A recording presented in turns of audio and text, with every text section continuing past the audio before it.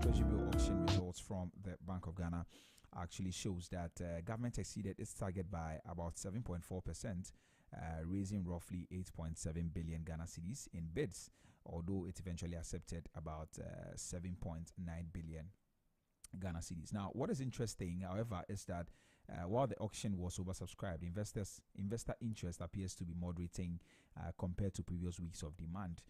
About 70% of all the bids went into 91-day bill, which shows that the investors still prefer shorter-term instruments. Now, at the same time, yields on the shorter end of the market continue to actually decline. 91-day yield dropped to about 4.71%, while 182-day bill also edged lower, though the 364-day bill inched up slightly to around 9.4%. So what exactly explains this mixed picture? Oversubscription but declining yields and softer demand, and what does this also tell us about investor sentiment, government borrowing cost, and liquidity in the financial system? And that's exactly what we are unpacking this morning with Emmanuel Batinga, in-house economic analyst. Ima, good morning. Hello, Emmanuel. Good morning. Yeah, how are you, my brother? I'm doing very well. How are you doing? I'm doing well too, by God's grace. Good to hear from you this morning. Yeah, good to hear from you. All right, so let's get into our conversation this morning. Well, government exceeded its target by 7.4%. First of all, what does that tell us about current investor appetite for T-bills? Well, thank you. I am particularly not surprised by the target exceeded, like we've said in the past. The reason why we see the oversubscription, albeit falling yields, among other things, it's because, number one, we have investors who just want safety. That is their risk profile. And so come what may, they will still be at the T-bill market. Number two, there are already those who have purchased and rolled over their T-bills. And so you keep seeing the subscription rates quite high. And the fact that the government exceeded their target by 7.4% is an indication that investor demand for the securities remains very strong, despite the fall in the yields. T-bills are safe investments, and typically investors know that when they buy T-bills, they are not going to lose their money plus their interest. And so it's like your safest net, the safety net for them. And that is why we see what we are seeing, and in these times where there is economic uncertainty, little did I know that they would increase fuel prices so soon. And I'm told they've raised the price floor also, Yeah. And when you also have a situation where there is high risk in other investment options, then certainly you tend to gravitate towards safe instruments. But when you look at previous auction results, you will see something unique about the level of oversubscription. I think for this one, it was quite modest, in my opinion, because we've seen previous weeks where the rate at which government exceeded its target was way higher than the 7%. The 7% appears to be quite small, and it stands to reason that while this could mean that investors are still interested in T-bills, it's likely that their rally for it is gradually falling, as the interest rates also fall. Right. You see, for every investor, as we say, they are rational. Every investor is rational. Every investor will choose the financial assets that will maximize their returns. That will give them a higher return. So investors typically will look at that. And so once they pay attention to that, once the yields are falling, they may try to explore other alternative assets such as fixed deposits, such as bonds, even the equity market, or even foreign currency investment. Why are they doing that? Because they believe that could give them a relatively higher return to what they get now on the T-bill market. I think another major reason is liquidity. And I think this has become abundantly clear. You know, Mm. given the monetary stance of the central bank, for instance, is a monetary loosening, and that would pump or inject more cash into the economy. And if Ghanaians are investing at all, where a bulk of their liquidity is going to is in the T-bill. And trust me, if you don't have liquidity, you are most likely not able to invest at all because without money, sincerely, how would you buy the T-bill?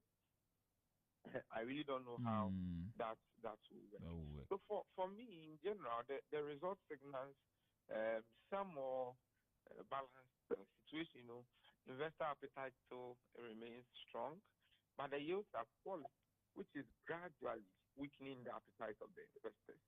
And if the yields continue to fall, we could see subscription levels become less aggressive Mm. in the weeks ahead. Yeah. And the falling interest rate is quite a concern too, because interest rates should rally at around a certain band, but I see now is way low, you know. So Mm. generally, this is what I'll have to say about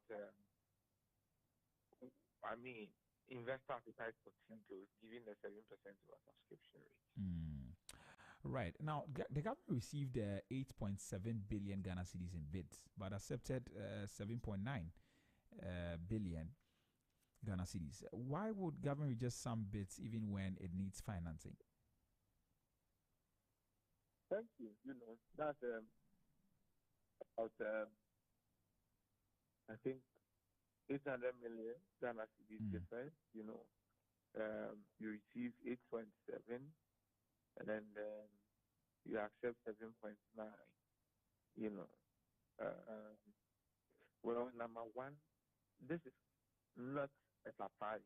I'm not sure to you or anyone because we've consistently seen this. Mm. And but the answer I give still stands that the reason why we see rejection of service is because those investors were demanding higher prices for their investment, you know. And once your price is higher relative to what the government is offering and the competition is not as tight, you are likely to see your bid not accepted. The government was generally looking at a lower interest rate, perhaps the investors' um, bid was highly priced. And that is why we keep seeing them rejecting it, because the whole point is if I could reject it now and I know as government that the rate will continue to fall, that is in my interest and not in the interest of the investor. So that helps us to explain, you know, why governments rejected some of the bids, you know. And they have a target as well. That may also play a role. Of course, we have seen them go way beyond their target and all of that. But they also have a target. And so if what I said earlier is true, you know, Mm. and they are also not meeting their target, then I think they have a double reason to even leave at all. Mm. Right. I think I get the picture you're painting. Now, about 70% of the bids also went into 91-day bill. Why are investors heavily concentrated in the shortest tenor? Well, that is the shortest term. In times of difficulty and uncertainty, after 91 days, which is 3 months, you get your money and you go. You Mm. know, only 2 to 364, that may have to take a year and all of that.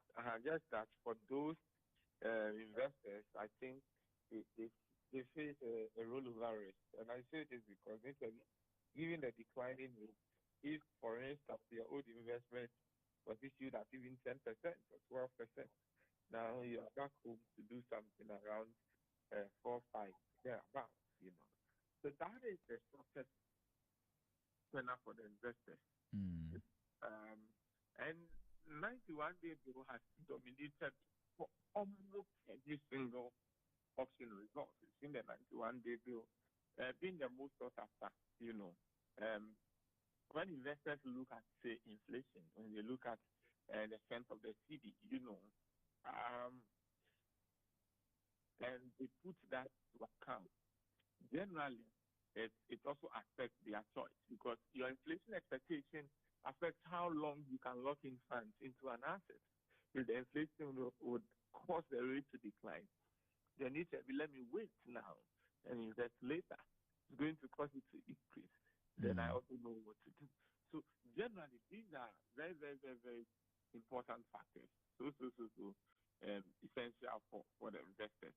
Now, some, as we call them, some institutional investors also have a role to manage their liquidity or their cash. So they cannot be heavily exposed in the T-bill market for too long a time. So Mm. they will typically choose the 91-day tenor so that they are able to manage their cash cycle. Otherwise, it comes at their expense, of course. Okay, so that's exactly what we are seeing. Exactly so, because the 91-day bill will give them a window of just 91 days, and their cash is back on the table. Mm. Okay, all right. Let's move on to some other things now. Despite the oversubscription, we also see that investor interest has declined compared to previous weeks. It means that we're seeing a drop in the investments in the T-bill market generally from the last tender. What might be causing that moderation? Well, investor interest, we are seeing a steady decline in the T-bill yield, so that the point is that as the yields fall, the returns investors can typically earn from these instruments will also reduce. Mm. And for many of the institutional investors, lower returns make treasury bills less attractive relative to other investments available to them. Now, Mm. the expectations that institutional investors and all investors alike have about monetary policy also shapes this. Since the situation is this, if investors believe and have every reason to suspect that interest rates may fall further in the near future, Mm. some may, as it were, not be hesitant in committing large sums into current options, and they may do so when the market corrects itself. And that cautious behavior can reduce the volume of bids, because the investors are waiting for the market to be corrected before they bring in their money into the T-bill market. The question, this is, you've not asked that, but I'm just saying that the question of whether or not the T-bill market is fairly priced is not for us to perhaps probe into now. Mm. Whether the interest rate that is being offered is fair, among other things. I think that is also another important discussion to be had, so that investors will also understand what goes into that. Liquidity, of course, will also play a role, and I think the diversification strategies of investors also matters.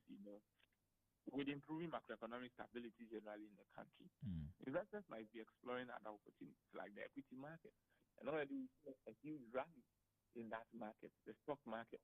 You see, there's a huge rally in there, and that affects, investor confidence, and subsequently the yield on the instruments for the investors. This is why the moderation is happening. Okay, right, and so if we see that sustained for a very long time, it means that we're going to soon be seeing under subscription, isn't it? More or less, but usually the emphasis is not on the under subscription as much, because if the conditions do not allow the investors to invest, then it's not merely an under subscription issue. It's also an economic fundamental issue that ought to be fixed. All right. So let's still touch on some other things. Now we're seeing that the yield on the 91-day bill fell to 4.71%. What factors are pushing yields downward in the short-term money market? Well, improving macroeconomic stability is one.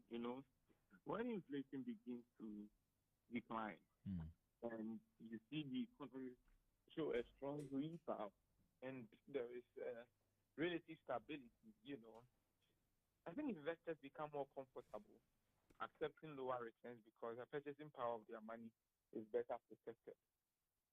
That is the key thing. Now, Mm. monetary policy decisions also influence the short-term interest rate. Like I said in the past, um, not only is that the monetary policy rate influencing the Ghana reference rate, but also has a relationship closely with interest on T-bills, So since treasury bill yields often move, with the policy rate, the the path on which the policy rate is the same path on which the T-bill would be on. No, explain that. As the policy rate decline, the T-bill yield also decline. As the Mm. policy rate increases, so does the T-bill rate. Okay. Yeah. So generally, the two move together. So Together. you need to keep your eye on both, and that is Mm. why even monetary policy rate expectations also play a very important role Mm. in our financial structure. Okay. Well, Monetary Policy Committee, I think they're beginning their meetings today or so. And yeah, very soon. That means that maybe by Wednesday we're going to hear from them, isn't it? Yeah, we will. Yes. Right. I expect that the policy rate will remain unchanged. No, I don't know. Um, You be no, I can't quite hear you. If you I'm can saying speak up a that bit. my expectation is that the policy rate is likely to remain unchanged. Okay. All right. Well, maybe we'll have to look at the factors that support what you're saying, and we'll look at it maybe tomorrow or something.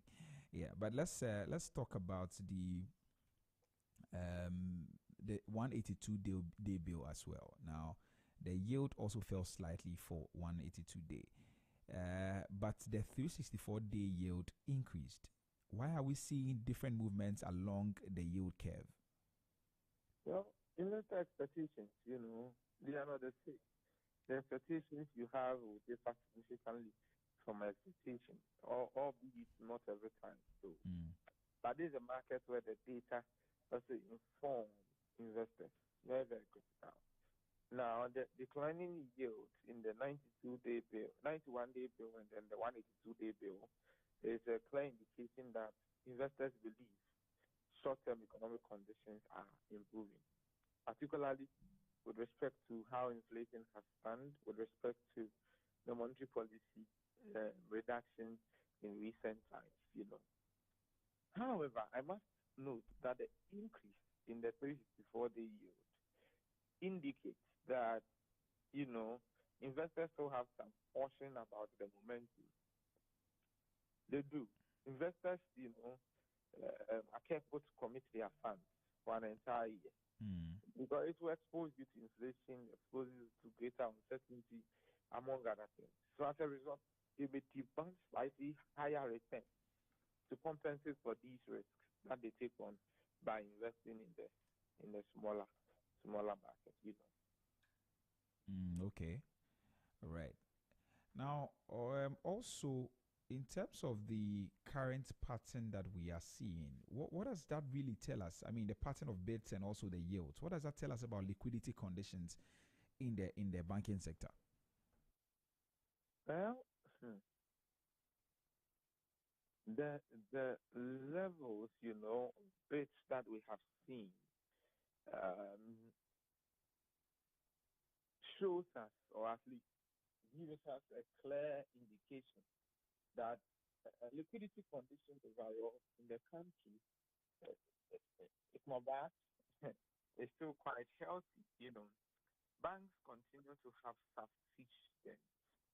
sufficient funds available to invest in government securities, which is an indicator that deposits remain stable and financial institutions are not facing severe liquidity pressure. But like I said earlier, when you compare this oversubscription to some of the previous ones, then you also notice that yes, there's liquidity, but it's likely that liquidity is also reducing. See, the amount of CD, what we call money supply, Mm. of CD in circulation, is influenced by the Bank of Ghana. The Bank of Ghana conducts periodic, open market operations, what they call the OMO. Why do they do that? They do that to manage the money supply in the economy. Because the truth is that if you have more money than is needed, you would induce a demand pull inflation. We're going to see more people having more money, and there are fewer goods, and eventually the one who sells would raise their price. So there is demand pull inflation, Mm. and it's part of why the central bank uses some of these monetary policy tools, to be able to actually increase or reduce the amount of circulation. And we Mm. must note that some of these measures are a temporary measure. They shouldn't become what we do every time. No, they're temporary measure. There are a number of things to fix about this economy that when they are fixed, some of these tools are that the central bank can deploy could work very, very well. Yeah, could even work better than we are seeing that. You know. So liquidity remains adequate, but it's gradually falling after periods of very strong demand for government security. Mm. I see. Um, let's touch on some other things too. Now, let's look at the impact really or the effect. So how do the falling T-bill yields affect savers and also institutional investors such as pension funds and all of that? Well, I think the straightforward answer will be that when the yields are falling, then literally assets will affect your returns, right? Mm. So the returns will fall, you know. And we know many of these investors typically rely on the T-bills as a low risk way to earn interest on their savings. So falling yields will reduce the income they could have generated from these investments. When you look at the institutional investors, you know, they are also affected because they typically allocate a significant portion of their portfolios to government securities. And like I said, lower yields reduce overall returns, and that will potentially affect the ability to manage and meet their long-term financial obligations. Now, there's also something good about the falling yield. It forces you as an investor to refocus your priority. How much of these T-bills? You, Mm. you need to look elsewhere. There are other available investment options that we could easily tap into. So that is very, very, very essential. Very, very, very key. And so it's not only doing bad, you know. It also has something good in your diversification of your portfolio. So you begin looking at corporate bonds, real estate, equity markets, and all. And that would also benefit other sectors of the economy than just the T-bill market now. And I think ultimately declining T-bill yields reflect the improving macroeconomic stability, but they also push investors to rethink their strategy. Yeah, Mm. and new ways to achieve very, very attractive returns on their investments. Mm. But could the declining yields also encourage banks to lend more to the private sector? Well, yes, you know, because they will not earn as much from buying T-bills. And so declining yields, typically, as we know it, you know, encourage banks to increase their lending to businesses and households. See, when government securities offer high returns, banks often prefer investing in these risk-free assets rather than extending loans to customers which who carry very, very high risk. But when the yields fall, the relative attractiveness of government security Mm. also falls. You know, banks may then seek higher returns by expanding their lending activities to the private sector. And this can increase access to credit for businesses and it will stimulate economic growth. You see, that said, actually, lending decisions, you know, are not based on interest rates alone. No, banks also consider factors such as borrower credit worthiness, the economic outlook, and you know, the regulatory environment as well. If banks perceive a high default risk or a high level of economic uncertainty, then they may still remain a bit cautious in expanding their loan portfolios. So it tells us, I mean, the implication is that, you know what, while lower T-bill yields can encourage lending to the private sector, the actual impact depends on broader economic conditions and the risk appetite of the financial institutions. Hmm. All right. So looking ahead, what should we watch in the upcoming auctions to actually understand whether investor demand is strengthening or weakening? Thank you. When you say what can we watch, I nearly said the World Cup. But I think one of the most important indicators that we all ought to monitor, you know, is the suspicion ratio, which is a measure of how much demand exceeds or falls short of the government's target. Consistently, high oversubscriptions would signal strong investor confidence, while repeated undersubscriptions could indicate weakening demand. So we need, if it is high subscription or oversubscription, it needs to be sustained for a certain period of time. Like I said in the past, one of happenings are not sufficient to make a determination about a particular matter. Another key indicator is the direction of treasury yield, and investors are interested in that. How much would be my returns when I invest in the T-bill market? If the yields continue reducing, um, and we still see the subscription booming, then investors typically, we can just see that they are in for safety. They are surely in for safety. A very, very important factor for the investors. you know. And then the distribution of it across the tenants is also important. Now, a continued concentration, um, in the short term bills, I mean the 91, suggests that investors remain very cautious about how good the economy of Ghana will be in the long term. They don't really trust the long term, but they are very confident about the now. And that is why they lock in funds, a lot of funds for now. I see. The broader macroeconomic environment also plays a role. Inflation trends, exchange rate dynamics, monetary policy decisions, they will all influence investor behavior in the T-bill market.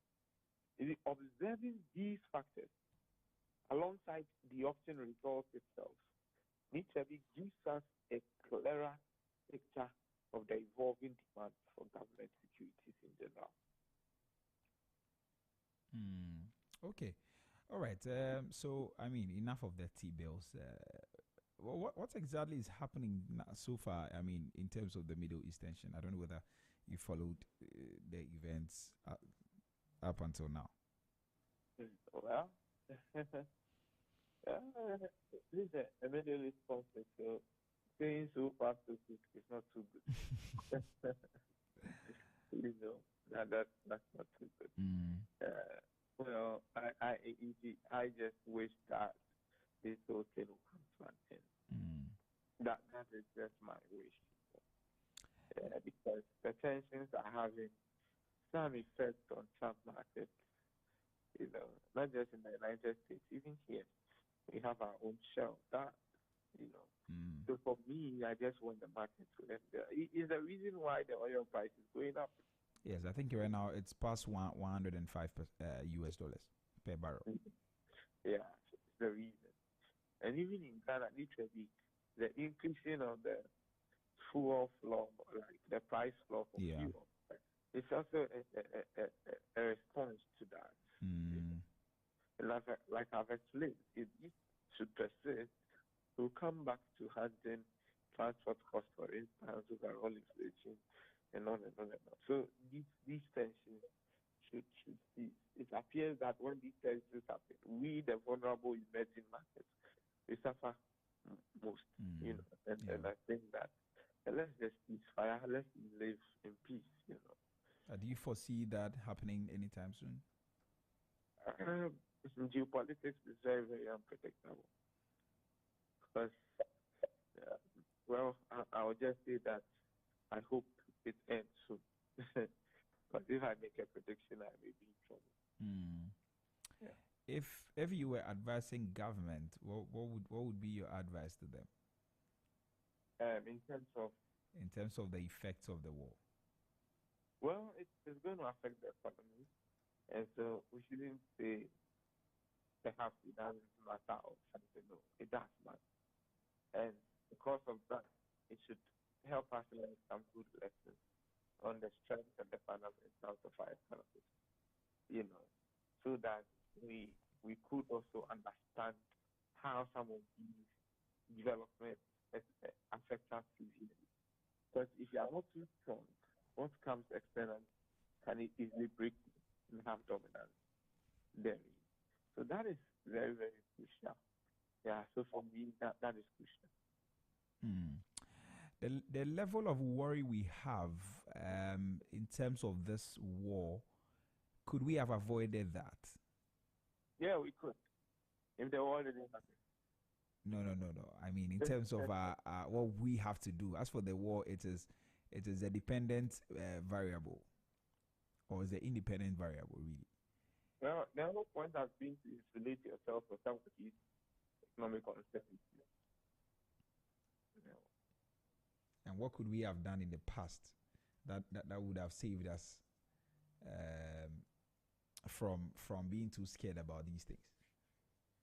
Well, I think our diversification effort must be strengthened. If that was so good, I don't think we would have much of a problem. Mm. I generally also think that we really need to rethink this Ghanaian economy and have a developmental plan to stay. Uh, I know a lot of our cars, if not all, go to the washing room to get a food back on their cars. And it's Mm. for reason. If it's time to give Ghana a food back, let's go in for that. Let's see reap the benefits it will yield. Mm. All right, Ima, thank you very much for your time. Hopefully, we get to speak some more tomorrow, and then you can fully give us your predictions for the monetary policy or MPR for the next. I mean MPR as they bring us that by Wednesday. You are welcome. I'm grateful. Mm. All right, Ima, thank you very much. Enjoy the rest of your day. You too. Okay, so that was Emmanuel Watting, in-house economic analyst, and he joined me this morning. We talked about the T-bill market, and of course, we also spoke a bit about the tensions in the Middle East. It's been a very good conversation. We're seeing a lot of things happening in the T-bill market. Some things that need some conversations, and that's why we've had this conversation this morning. We've talked about quite a number of things in there, talking about exactly what it tells us, what the current happenings actually tell us about the current investor appetite for the T-bill markets, and also the government, seeing that the government received about 8.7 billion Ghana cedis in bids but accepted 7.9. Iman also told us exactly why governments reject some bids, and he also touched on the why some investors why investors are heavily concentrated in their shortest tenor, and all of that. And so he says that if you are very much uncertain about exactly what is going to happen in the next few months or in the next few weeks, you would rather be cautious by not investing too much, and that is exactly what we are seeing. But that's one investment advice anyway. Yes, please check the things. Analyze what exactly is going on in the markets, and then you can make your decisions now. Yeah, so very important. So that will be all for our market trend segment. You can visit our social media platforms and be able to play back on Facebook. We are at ZFMGH, and also on YouTube at Z Multimedia. The videos will be there. Go visit and play that back if you need any information from that. Also, you can continue to engage us on our social media platforms. Same ZFMGH on Facebook, Z Multimedia on YouTube. Drop a comment and I'll be reading them for you. Also, you can send us a WhatsApp on 0544321019, 0544321019. If you have birthday wishes, feel free to send them to me. I'll read them for you this morning. All right. So, like I said, that will be all for our market trend segment. Our roundtable discussion comes up shortly. We're talking about the new price floor by the NPA and exactly what that means for Ghanaians and also for the economy.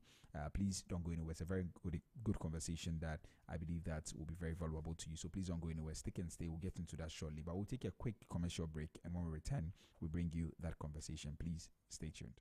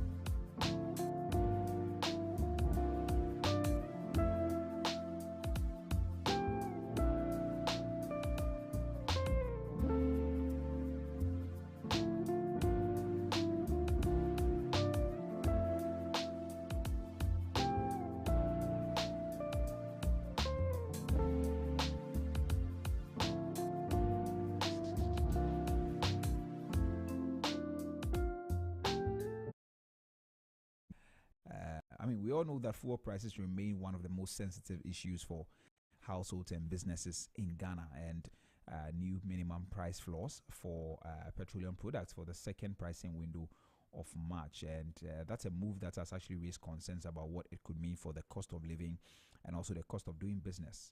Now, under the new price adjustment, petrol and diesel prices are expected to rise, with diesel recording one of the sharpest increases in recent months. Now, the decision also means that oil marketing companies will no longer be able to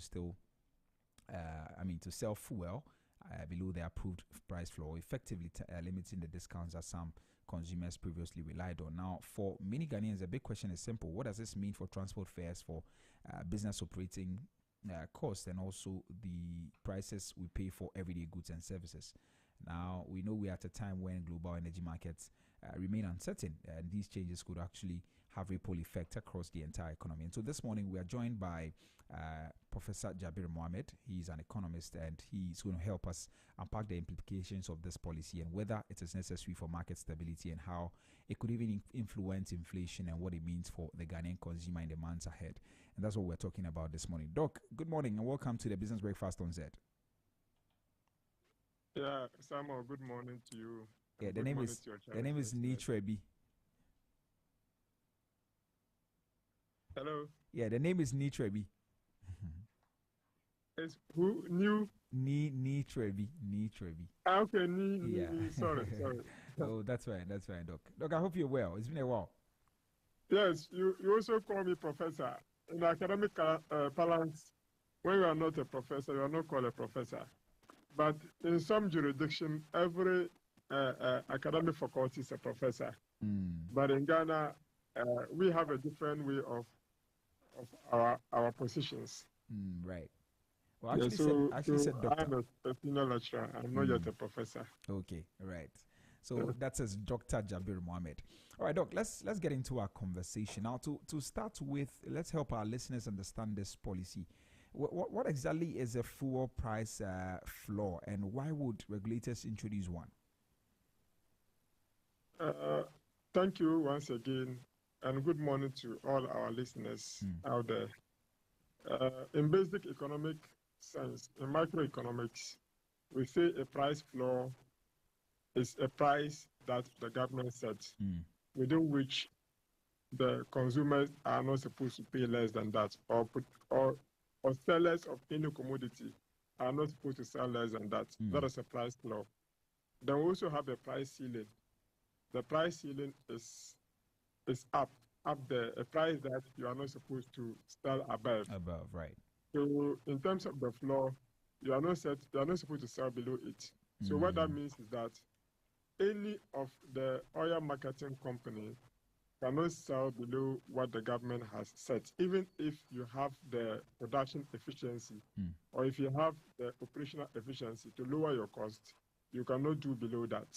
Okay. What that means is that it has certain implications for we, the consumers, especially if the seller tells you that I can do something below what the regulator is telling me, that tells you that the consumer is shortchanged. What that means is that the consumer surplus is being consumed by the producer surplus. Okay. So the consumer is going to be worse off in terms of welfare. So which people? So if you look at this company, Star Oil, the last time the law came up, Star Oil were of the opinion that we can even sell below what the government is asking us to sell. What that means is that they have the operational efficiency to be able to sell below that. But you have to bear in mind that this is a monopolistically competitive industry. In economics, if you say an industry is monopolistically competitive, it means that you have many buyers and you have many sellers, just that they have differentiated products that they all do. So it means that they can price their goods and services differently. And that is how come that prices of the petroleum products are not uniform across the board. Right. But why do regulators introduce price floors?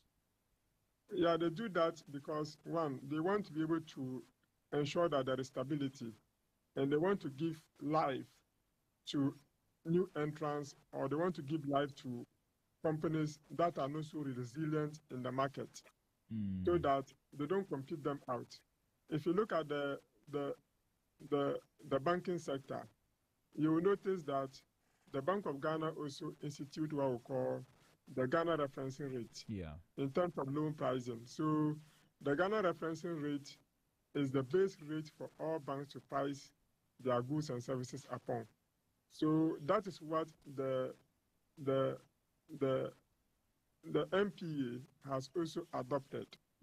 If you look at the MPA, they do it in two different layers. They have what we call the S refinery price, and they have what we call the S pump price. These are two strategically areas of operation, because they have to satisfy two layers of the people in the value chain. Right. One has to do with the BDCs, those who bring the oil in bulk production. And the other aspect has to do with the oil marketing companies. So the interests of these two groups must be protected by the regulator. Okay. And for that matter, they are all imputed into the computation of the price floor. Then we have the final arrival. So if you look at it carefully, you will notice that the MPA will have what we call the S refinery price. The S refinery price is made up of two elements. One that has to do with the FOB, free on board, so which means that what we import, so which is computed using the exchange rate, the going exchange rate. So if the cedi is stable, we are more likely to pay at a lower rate. But if the cedi isn't stable, we are more likely to pay at a high rate. And the reason why we are not even paying around 17, 18, 20 something Ghana cedi per liter is because we have a stable cedi. Right. That's how come that we are not paying that. So they do the S refinery price first, by first of all computing the FOB plus the premium, or plus the margin that will be coming from the bulk oil distribution companies. So when that is done, then they now pick the S refinery price. They'll add the government taxes, like, you pay VAT and you pay other things. And you add the street levies like the NHIS and all those things. And there's also a stabilization fund levy that the MPA charges and all of that. They add all those levies. Then finally, the premium from the oil marketing company. Depending on your operational efficiency, you determine your premium based on that. So you will notice that in the banking sector, their interest rates differ. You don't expect a bank to charge a bigger bank to charge a risk premium higher than a smaller bank, because the bigger bank has economies of scale and they have operational efficiency as compared to the smaller banks. So that is how come that a savings and loans company rate is higher than a bank, and it's also lower than a rural bank, which is also lower than a microfinance, which is also lower than a credit, microcredit, etc. So that is how it is done. Based on your size, your marginal efficiency, your marginal cost is lower, and that's what adds it up. So these are the two angles by which the MPA computes the price floor. So when that is done, it's to ensure that there is stability in the sector. That is their main motive, so that they can protect the younger ones in the sector. Otherwise, the bigger ones will consume them with lower prices. So that's how come that they do this. I see. But is this something that exists in many countries, or it's unique to markets like Ghana? No, it's not something that is new to only Ghana. Other countries will follow similar suit. But in some countries, they allow them. Just like in the past, the Bank of Ghana was not regulating interest rates in terms of the Ghana reference rate. They allowed the banks to use a certain formula to determine their own base rate. Then after which they add premiums and other things to it. But subsequently, there has been significant changes in the sector, and which is revolutionizing the nature of rates that we have in the banking sector, which is highly competitive. So this is done to be able to protect the sector. That is the point of view of the what do you call it, the regulator. But others who contrary view to that, they say, okay, fine, if you are efficient, let's be efficient. Give the oil marketing companies the leeway to be able to, if they can charge below the going price, let them charge below the going price. You can't say they shouldn't charge below that. Give them a price ceiling. Don't give them a price floor. You understand the point? Yeah. So that's what others are arguing. And to the consumer, when a price ceiling is given, it makes them a better off as compared to a price floor. Price floor. Yes. But in cases where the price floor is actually dropped, isn't it going to benefit consumers? Yes, it's going to benefit. It's going to benefit them in a particular sense. Why is it dropping? It is dropping because of the factors I just mentioned. What constitutes this? But you have to bear in mind that the strict levies don't change; they remain as they are. But of course, they are computed on the basis of the FOB price, on the basis of the S refinery price. So once they are computed on the S refinery price, and economic factors change, and in exchange rate is the main determining factor. So once the economy performs better and the exchange rate is good, you opt not to have challenges when it comes to even computing the S-pump prices. Okay, right. All right. So let's move on. So who exactly benefits? Now you're saying that the consumers are always disadvantaged, or most of the time disadvantaged when there's price floor. So who benefits? Is it the companies or the regulator? So you have to note that is the end beneficiary is the one selling to you, because his profit margins are going to go up, and also the regulator will also stand to benefit. The tax authorities will benefit because once their income levels are high, taxes that are going to be charged on it are also going to be high. You know that. Yeah. And eventually, the government will take more taxes from it. More revenue means that more revenue to the government, and less revenue means that less revenue to the government. So you, the ordinary person like you and I, who will have to go to the pump and buy, we are going to be squeezed out of our little income that we earned from our daily bread. So that's going to be that for us. And if you don't use everybody is a consumer of petroleum products. You cannot say you are insulated from the consumption. Even those in the villages who don't even use a car daily, they are also consumers of petroleum products because they use electricity and other things. So everybody is affected.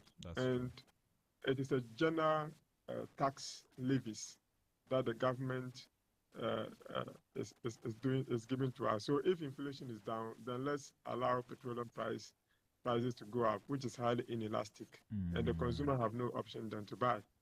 So for that matter, we can generate our revenue out of that place. Inflation is a tax, so why don't you push it to the petroleum products? You remember some time back when the dollar was performing, the Ministry of Finance came out with a particular circular, and they came out with a bill. They went to Parliament and they agreed, and they decided that they were going to adjust our petroleum prices by 1 Ghana cedi so that we can keep our light on. You remember that policy? Yes. So these are things that the government does. So it's an avenue for the government to generate revenue. Okay, right. Let's move on and now understand exactly why the NPA is actually adjusting this. Now, the NPA says that this adjustment applies to the second pricing window of March. What may have triggered this decision at this particular point in time? Yeah, there had been an international adjustment in terms of fuel prices. You know that prices have gone up even up to about $100 and something, owing to the fact that we have challenges in the Middle East. The tripartite war that is actually going on in the Middle East, that's the three countries fighting, is giving a very Herculean task to this particular arena, because the oil supply has dropped about 25% globally. That's like 1/5 or so. They control 1/5 of the total oil in supply, which is Iran. So if that has given a sharp decline, it means that the less quantum you have, more people demand, prices will go up. So it's a simple demand and supply forces. So it has pushed the prices up, and it is now about $100 and something per barrel. So $100 and something per barrel means that obviously we have to adjust our prices here, right? We have to adjust the prices here. It's going to be a global phenomenon. It's not only Ghana that the prices are going to be adjusted, and it's going to be an energy security issue because more people demand the petroleum products for their daily activities in terms of production, in terms of shipment of goods and services, in terms of aviation. Almost every sector, production, every sector demands that. So once there is a global shift in the political risk, then there is going to be a problem. And you even know that very soon we're going to be having price inflation in terms of even imported products. The shipping lines across board who pass through that particular lane will not want to pass through that, which means that it's going to lengthen their movements.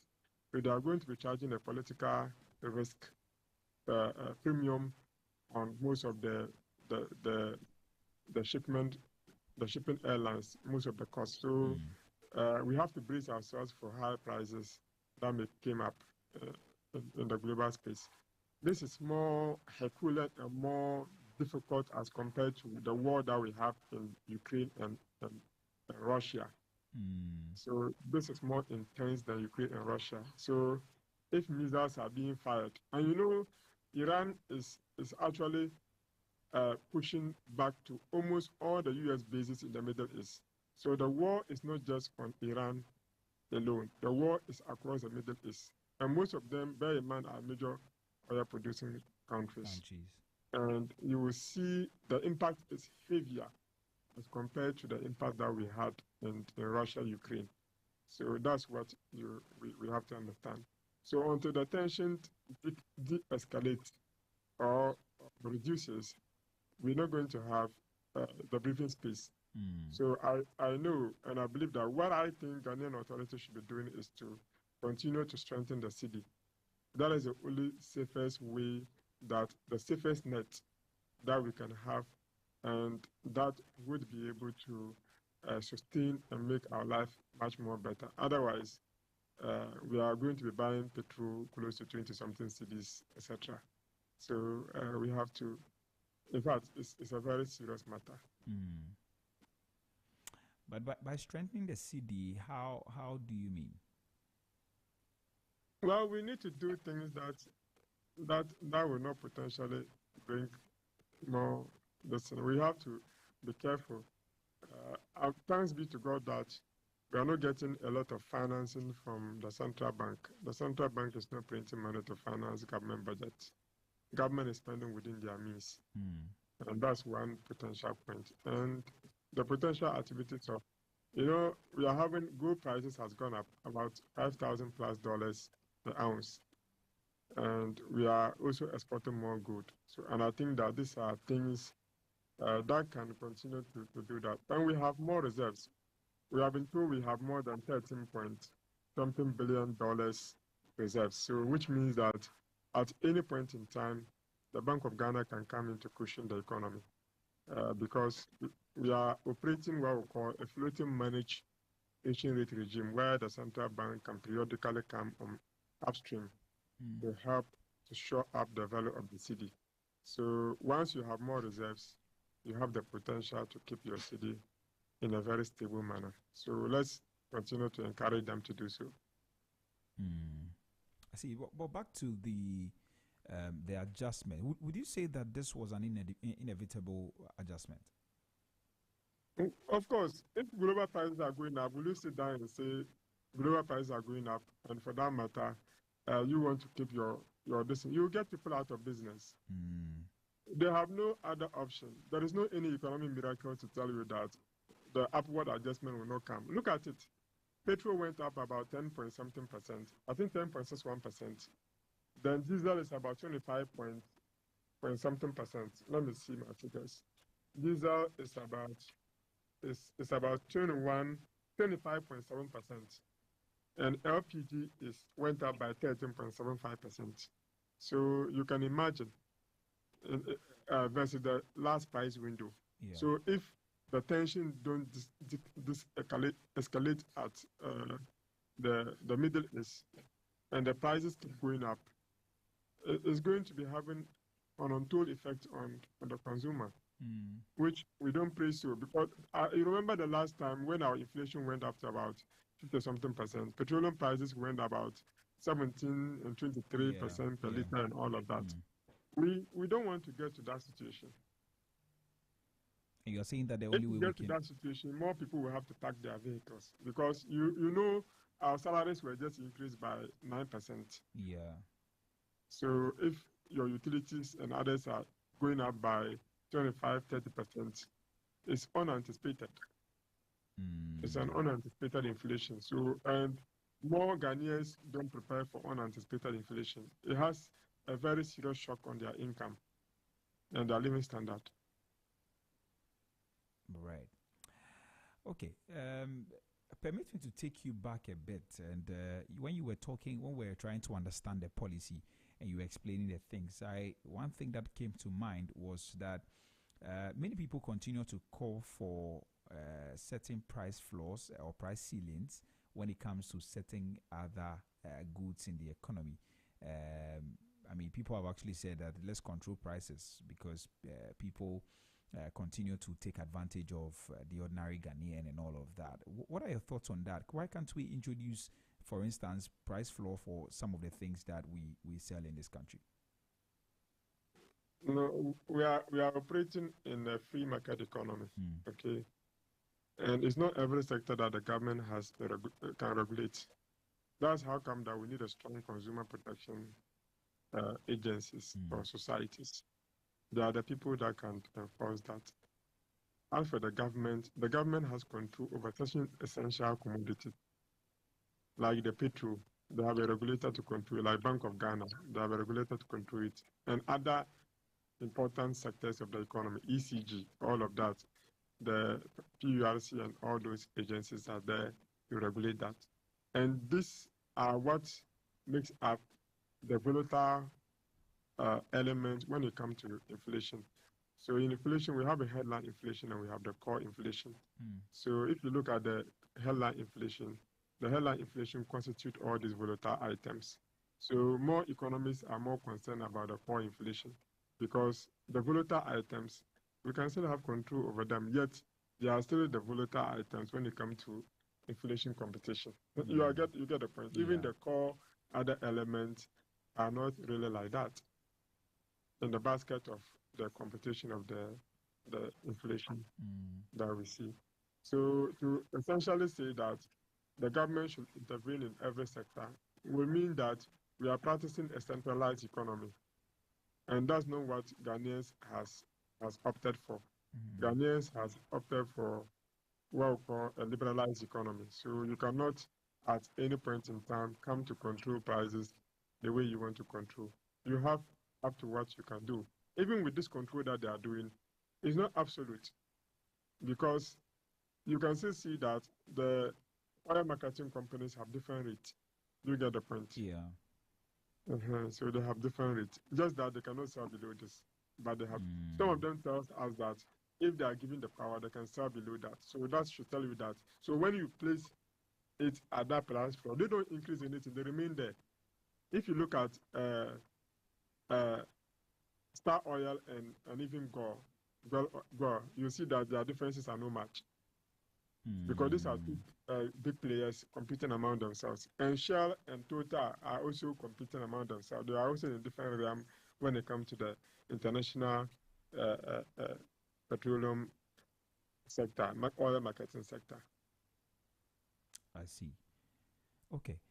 Doc, kindly hold on for me. Let me just announce the phone lines in case somebody's listening to us and they want to be a part of the conversation. Well, if you just tuned in, this is Business Breakfast on Zed 101.9 FM with me, Nichwebi Hamo. Now, this morning, We're having a conversation with Dr. Jabir Mohammed. He is a senior lecturer at the University of Ghana, and he's helping us make sense of exactly what is happening. The conversation this morning is the new fuel price floor by the NPA and exactly what it means for Ghanaians. And he's tried to make us understand exactly what the policy means and who it affects most, and also why why government or why the NPA couldn't ignore that adjustment at this particular time. If you just tune in, you can join a conversation by engaging us on our social media platforms. We're on Facebook at ZFMGH and also on YouTube at Z Multimedia. Please drop a comment there and I will read them for you. Also, you can send us a WhatsApp on 0544321019, 0544321019. And I'll read your messages for you as well. You can also call us on 03039566641, 03039566641, and then I give you the opportunity to share your thoughts with us this morning right here on the show.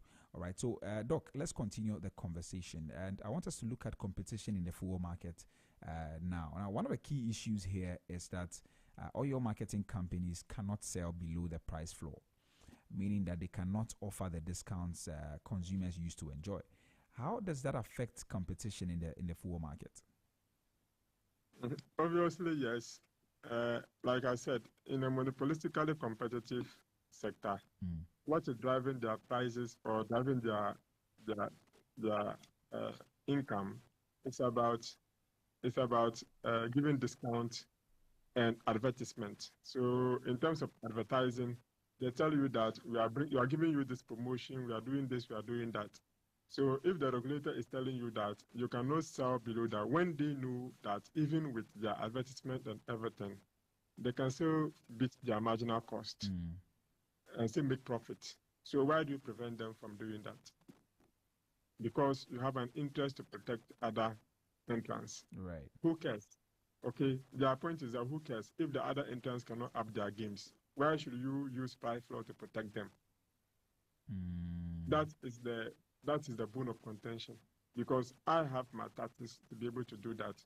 And it is allowed in monopolistically competitive markets because that gives them the opportunity to experiment different prices scenarios, and they can stimulate. Okay. So they can tell you that, okay, fine, if we even do marginally below the price floor with advertisement and everything, we are going to push our revenue up by this. So if you reduce by, let's say, so if the government says sell at 11.57, this okay, fine, we can sell at 11.35. Right. You get the point? Yeah. They've knocked some pesos out, knowing very well that when they knock those pesos out, they are going to rake in so much revenue that it can offset the pesos that they've knocked out. Okay. So if you give them a price floor, you have indirectly prevented the consumers from enjoying their consumer surplus that they would have enjoyed if you haven't done that. And there is going to be a serious deadweight loss to society whenever such things are implemented. Okay. Yes. In economics, when we say a deadweight loss, that's economically lost to the society if things has done in a different manner. If you had benefited from if it were to be a price ceiling, it means that it gives them the opportunity to even price the way they want to price. Right. But you have not done a ceiling, you have rather done a floor. And it is not giving them the leeway to be able to readjust. So that is like an economic cohesion on the part of the government to the retailer who could have made things better for the consumer. So the consumer becomes worse off. The consumer, as I said earlier on, their welfare is being taken over by the seller. So instead of enjoying consumer surplus, you are rather enjoying what? It is rather a producer surplus that's being enjoyed by the consumer. So in this particular sense, the consumers are very much affected as compared to the producer economically, as compared to the seller. Okay. Right.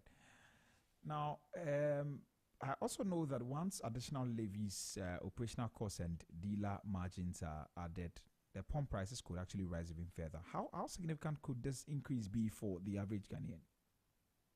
No, it depends on the living's margins.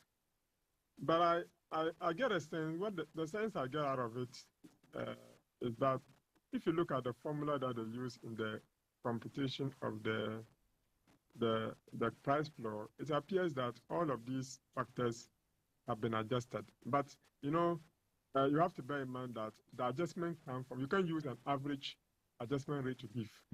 So what, even if the margin that they are doing, they are using, the margin is what differs. After the taxes and the levies, they are the same.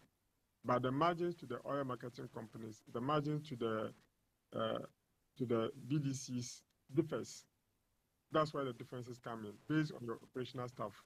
Okay. But all in all, they can determine a precise average on an industry average and use the industry average to impute it into the computation of the price floor. So that is how come that some of the oil marketing companies will just pick that margin and sell. They will not even add anything to it. Anything to it. Yeah, because everything has already been catered. But is there a possibility that some other prices will rise beyond what the regulator initially projected? Yeah, some can definitely, some will sell above the price floor. Yes, that's why it's a price floor. You can sell above, but you cannot sell below it. So some of them will be at the 11.57. They will not go beyond that. And they can also go below that. So, right. But others will have to adjust, because if the margin they add doesn't meet their operational costs, they will have to go an inch ahead of that. Okay. Right. And looking at the impact on transport as well, we all know that fuel prices often influence the transport fares. I think you hinted that earlier, that Ghanaians should actually expect some transport fares increments, I mean, following this adjustment. Yeah, I spoke about the fleet in terms of the fleet. Sorry. I spoke about the fleet in terms of what, like the import arena. That's what I spoke about. But in the local, you notice that 10.61%, and most of the vehicles, commercial vehicles, are driven on diesel. Yeah. They are not consumers of petrol. They are driven on diesel. Which means that the transport companies or the transport operators may want to come into a discussion with the Ministry of Transport to possibly see, but I will not advise them to immediately seek for price increments now. Why? The reason is that there is a possibility that if you go in and get the price increment now, and in the second window, price go up again, are you going to go back to the table and be asking for additional increment? Is that not possible? What is going to be the reaction of consumers? So just give, if they continue to receive the fares they are receiving, I don't think it's going to have any impact on their operations. They should continue to receive the fares that they are receiving, at least for this second window to end, so that in April, beginning from 1st April, we'll see whether there is going to be an additional adjustment. If there is no additional adjustment and it's still the same, they maintain the same thing, then they can now ask for their price increment. Okay. So I would not potentially advise them. If it will be a knee-jerk reaction if they rise up and they want an immediate increment because price floor has gone up. That shouldn't be the case. So you think that they should wait? They should wait for the next pricing window before they can. The next pricing window before they take an action. So this is more beneficial to consumers, and consumers will prepare their minds to receive whenever they make adjustments. But when you just do that, you will see that the spontaneous reaction from consumers will also be very heavy, and that is not going to be good even for government. So on the part of the government or Minister of Transport, they opt to write to them and tell them that this is just one of the kind of adjustments. So they should wait for the second price window so that they can amicably come up with this. So if I am the Minister of Transport, that is the angle I'm going to take. I will just convene a meeting with the operators and have that discussion with them, and possibly that can work out. I see. All right, very interesting. Now let's move on to the impact on businesses as well. Now, many businesses we know rely heavily on fuel. I mean, from delivery services to manufacturing and even cold storage and all of that. What impact could this adjustment also have on their operating costs? Well, that element, now our electricity is more stable as compared to the past that we used to see. So most of them will not run on generators. So that will have an impact on reduction in terms of their cost, because if they are going to be based on the national grid, as it currently stands, prices has gone down by about 4 point something percent in recent times for both utilities, water and electricity. So what that means is that indirectly, in terms of production, it will not have a serious impact, especially if they are not running on generators. But if they also use vehicles in their activities and all of that, that is that part of their operational cost which is going to go up, but the production cost may not go up so much. So operational costs can increase. And in terms of cost element, the cost is a constituent of capital and labor and even the technology. So your marginal productivity of labor might possibly go up because of, or even your marginal productivity of materials can possibly go up because of the element of the operational cost that may come up as a result of the use of your vehicles, etc., to power your generation. So businesses are going to be affected from that point of view. But the point of the direct production, in terms of the use of energy, may not be so much impactful as it stands right now, given that the situation in the electricity prices don't go up. If electricity prices go up, then it will directly affect the productivity costs. But otherwise, productivity costs may not be so much go up by higher margin. Okay. Well, but I mean, I'll still agree. I agree with you, though. But I still know that there are some other companies or businesses that actually run on fuel. Some people don't fully rely on electricity just yet. So that's why I give a caveat. My caveat is based on that. You see, it's about energy efficiency. Yeah. Once some of them even run on solar and other all of that, yes, related energy products. Yeah. So once that is done, they have a mixture. They have a energy mix. So their energy mix is that the generators are standby. Like I said, if you look at Nigeria, you go to every corner, it's everywhere. So you don't, and even with that, they still make profit. You understand the point? Yes. So let alone we having a stable electricity, and in Ghana, we are almost about 80% of even the urban areas, like 90-something% connectivity. There is no urban area that you go and you will not have that. I think the last time I did something for IGC, the PURC project, when we look at it, we were running around 97% or so for the urban area. It's the rural areas that they were a bit lower. And there was an anticipation that by the close of 2025, we may even hit close to 100% in the urban communities. So I think fairly good. Let's give credit to our leaders, the Electricity Company of Ghana, Energy Commission, the Ministry of Energy and Green Transition. I think they are doing a wonderful work. And I just believe that things will get more better as we go on. Right.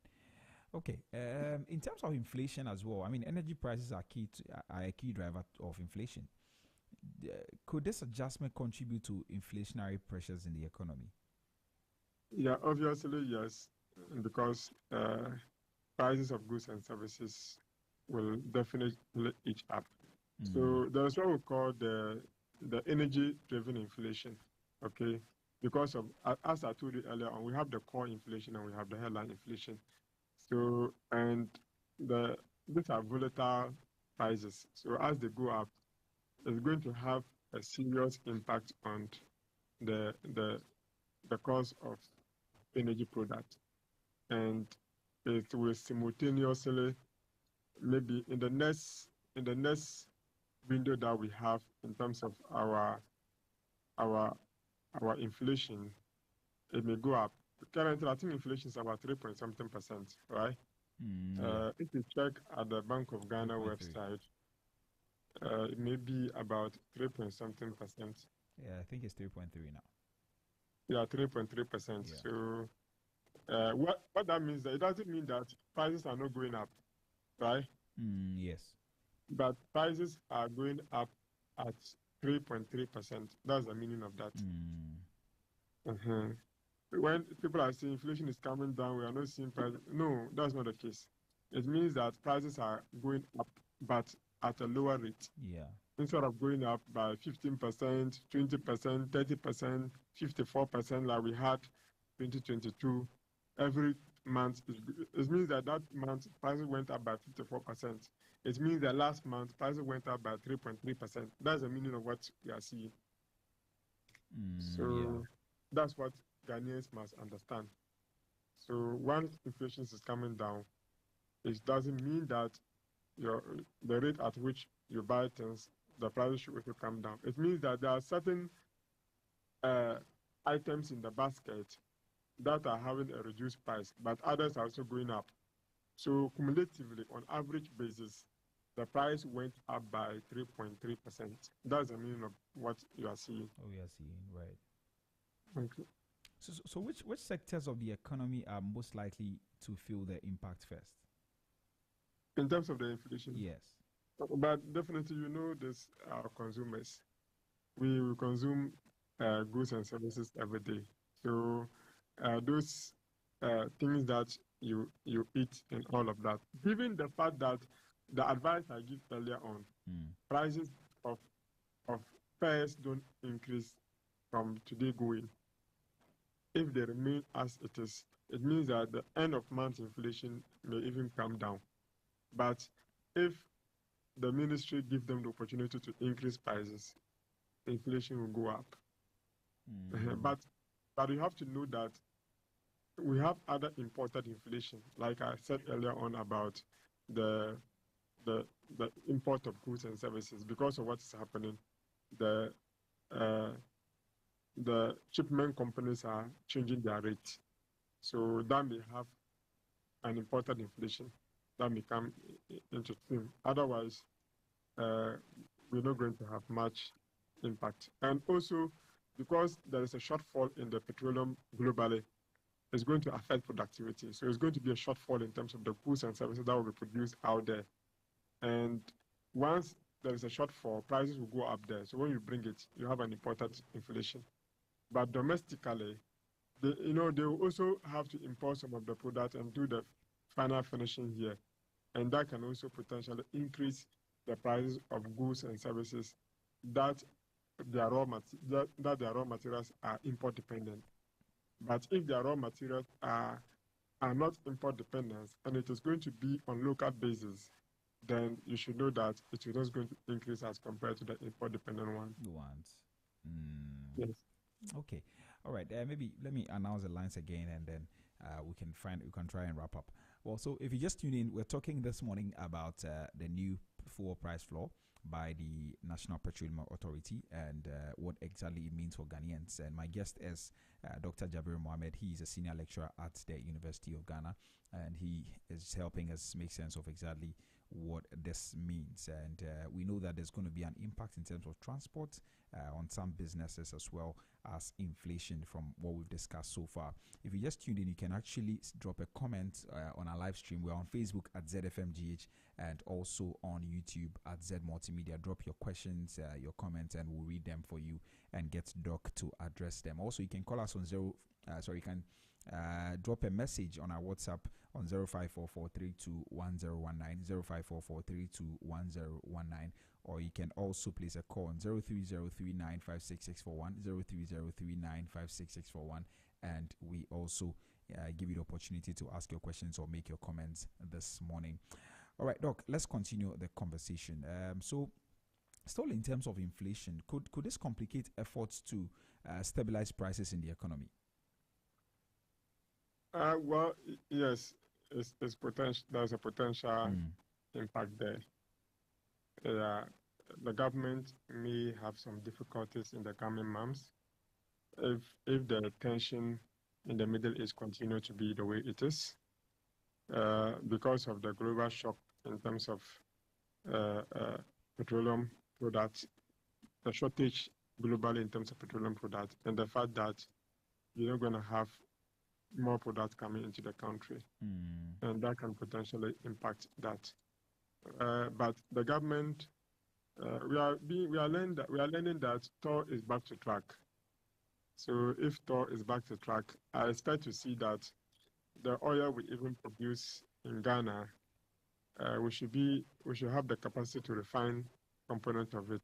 If that is not the case, then we have to begin to explore mechanisms by which we can refine some of the oil locally, so that we can show up what is going to be imported from outside. And I believe that when we are able to do so, the margins that the BDT that will be put in will not be too much, and that can potentially continue to stabilize the situation. So when that happens, then inflation may not have so much impact. But if you don't have an internally way of trying to circum the situation, then we should be expecting that there's going to be a trickling down effect in terms of inflation to the final consumers. Right. Okay. Let's try and wrap up by touching on maybe the impact on households as well. Now, for the ordinary household, what does this mean in terms of their daily living costs?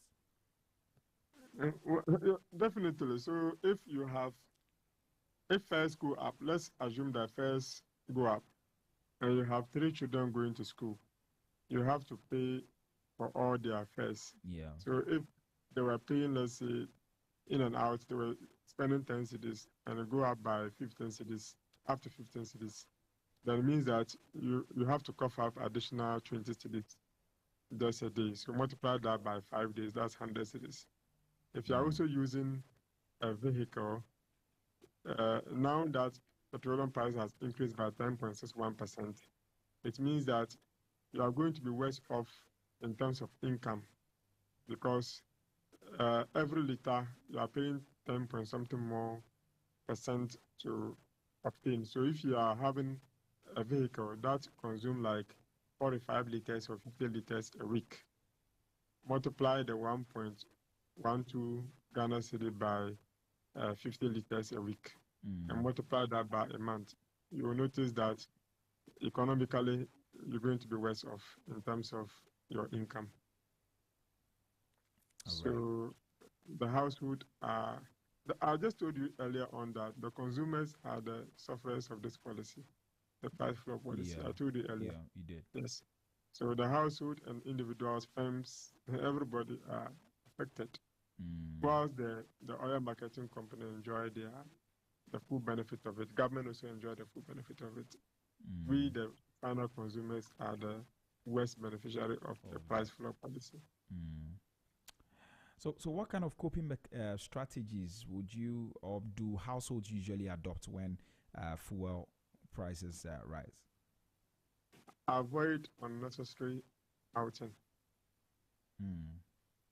Just economize your consumption level. If you don't have anything to do at your workplace, why do you have to drive? If you can request to work at home and you don't have to go out, why don't you do that? Okay. Yeah. If you have to go somewhere you don't think is necessary. So I think that we have to prioritize. That's why we learn basic economics, scale of preference. Let's ask yourself, if I don't go here, what is going to happen? If obviously nothing will happen, why would you waste your time to go? Right. And waste your fuel stuck in traffic? And also, I will advise them to utilize alternative routes. Look at the route that you can use and time of the day movement. Another coping mechanism is to use time of the day movement. Time of the day movement is that at what time do you suspect that the traffic situation is going to be low? So if you don't have activity at peak hours, don't go at peak hours. So if you also go, make sure that you come before the peak hours starts for the other route.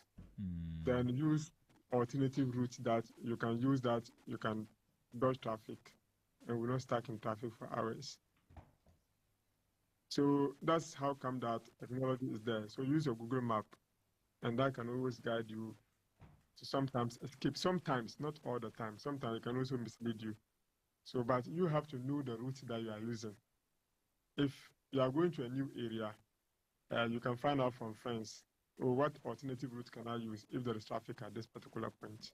And they will show you, and you can conserve some level of fuel.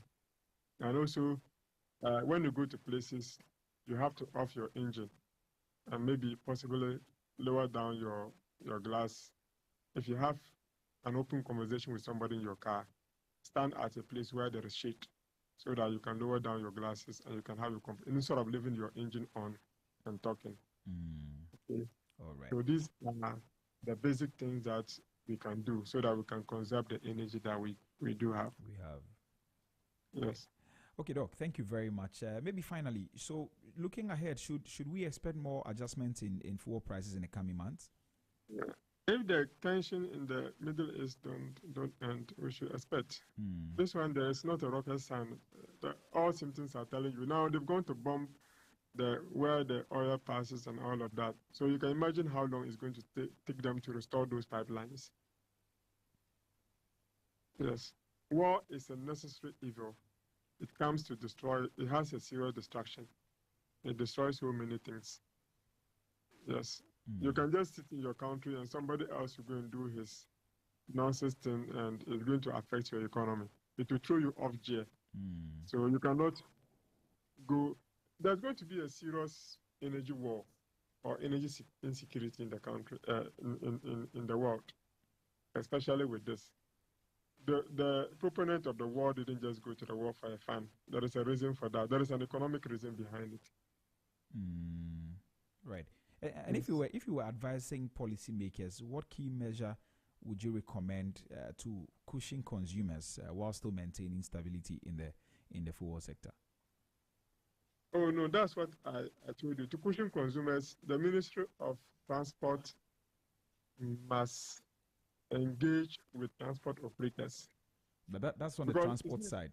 That's the largest group. So for the policy maker, I will potentially, I already said that just make sure that you keep your city stable. That's the only best way. For any other way, because if the petroleum price even go up to $120, $150 per barrel, and your city is stable, you can still be guaranteed of lower prices. But if it goes up like that, and the city also goes up to 15, 20 Ghana city and all of that, you can imagine we park our vehicles, we can't even buy. That's true. Yeah. So just make sure that you have a robust and stable city, and everybody will be free to go. Right. Yes. Okay. Doc, thank you so much. I think it's been a very, very good conversation this morning. I'm really grateful that you made time to join me. Thank you so much for your time, and thanks for your insights. Thank you, and have a good time with all your listeners. All right. Thank you very much. Thank you. All right. So that was Dr. Jabir Mohammed. He's a senior lecturer at the University of Ghana, and he joined us this morning talking about exactly what the new fuel price floor actually means for the ordinary Ghanaian. And he says that in these times, what you have to do is to be able to find a way to conserve your fuel by trying to reduce your movements and all of that if you are an ordinary Ghanaian. Now, for policymakers, he says that what we have to do really is to be able to stabilize our Ghanaian cedi. If we're able to do that, then we can actually be assured of some marginal changes in our cost of living and all of that. And so, very important conversation. If you miss any part of it, you are free to join us. Visit our social media platforms. We are on Facebook, Instagram, and X at ZFMGH, and also on TikTok and YouTube at Z Multimedia. Thank you very much for listening to us, and thanks so much to Dr. Jabir Mohammed, and thanks to you as well for being with me right from 6:15 till now. We're back again tomorrow for some more interesting conversations right here on your Business Breakfast on Z 101.9 FM, your lifestyle, leisure, and business platform. My name is Nitra B. Hammond. Until we meet again tomorrow, please take very good care of yourself and make sure that when you think Ghana, you think Z.